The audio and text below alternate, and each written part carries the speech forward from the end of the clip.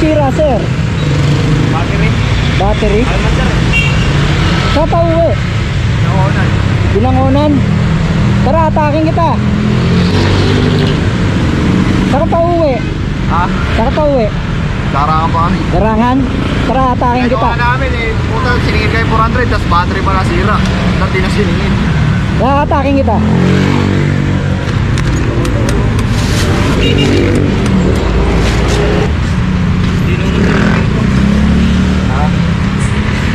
Dinuman ko kasi Darangan? Oo. Saan banda sa Darangan? Barangay lang? Barangay Hall. Oo.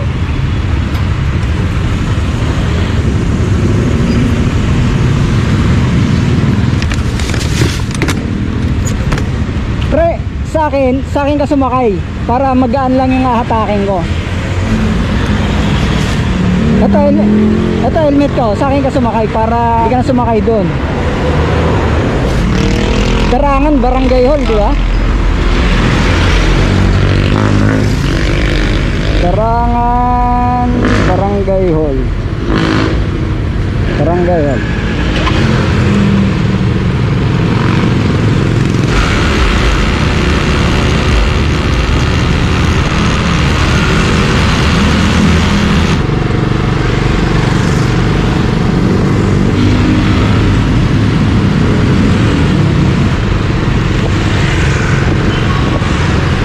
Dito ka na?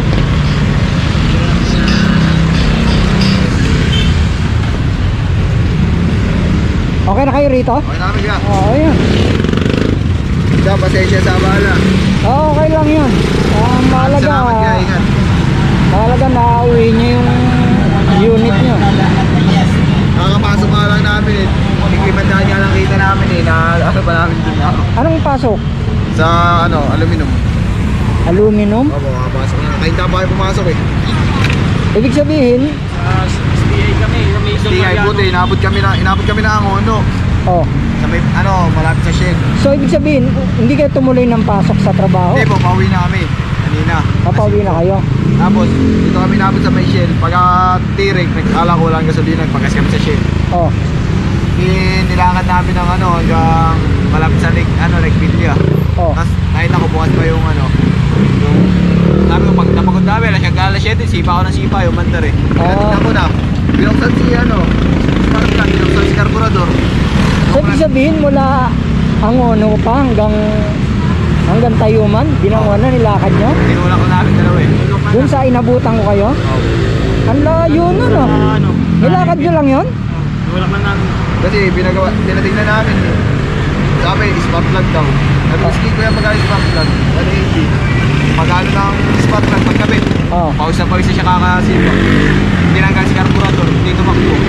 Tapos kumuha ng battery, tumakbo. Sabi, po sira ng battery mo, wala pa akong pambili. Baka pwedeng yung jumper mo. Hindi. Sige, magkano mo? 400 na lang lahat, boss. Ano ba, 400. Sabi ko, babalik mo nga yung ayaw tanggapin kasi naisalpak na raw, pwede na raw. Sabi ko, hindi ko naman kasalanan yun, hindi naman sira yung spark plug. Oh. Kaya nga tinala sa inyo para matingnan. Ayun, ang mahalaga, naiuwi nyo yung unit nyo. Salamat. Ano, okay na kayo rito, sisibat na ako. Yun. Salamat po kaya. Sige, sige. Sige, ako na, bahala rito. Sige, sige. Sa init ng araw, sa gitna ng traffic, may motor na tumirik. Pagod na ang dibdib, naubusan ng gasolina, wala nang matawag. Tahimik lang siyang umaasang may lalapit.